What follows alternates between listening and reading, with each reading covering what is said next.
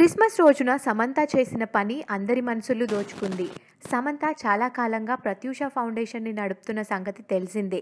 ఈ సంస్థ ద్వారా ఉచితంగా ఎంతోమంది పిల్లలకి ఆపరేషన్స్ చేయించి వారి జీవితాలలో వెలుగు నింపుతోంది సమంత. క్రిస్మస్ రోజు కూడా టీం ప్రత్యూష తరపున ఆమె చిన్నపిల్లల కోసం శాంటాలా మారిపోయింది. శాంటా కోసం వెయిట్ చేయడం ఎందుకు, మనమే శాంటాలా మారిపోదామంటూ డిజైర్ సొసైటీ మరియు వాల్మీకి ఫౌండేషన్లో ఉన్న అనాథ పిల్లల కోసం శాంటాగా మారిపోయి వారి ముఖాల మీద చిరునవ్వు నింపింది. సరదాగా పిల్లలతో ఫౌండేషన్లోనే కొద్దిసేపు ఆడిపాడి ఆ తర్వాత పిల్లలందరినీ ఒక షాపింగ్ మాల్కి తీసుకెళ్లి వాళ్ళకు కావాల్సిన బట్టల్ని ఇప్పించి ఆనందపరిచింది. నాకు తెలుసు, కొందరికి నేను నిజమైన ఆనందాన్ని ఇచ్చాను. పిల్లల కోసం ఈరోజు శాంటాగా మారి వారికి క్రిస్మస్ కోసం కొత్త బట్టల్ని ఇచ్చాను అంటూ సోషల్ మీడియా ద్వారా తన ఆనందాన్ని అందరితో పంచుకుంది సమంత. సమంత చేసిన ఈ పనికి సోషల్ మీడియాలో ఆమెకి ప్రశంసలు వెల్లువెత్తుతున్నాయి.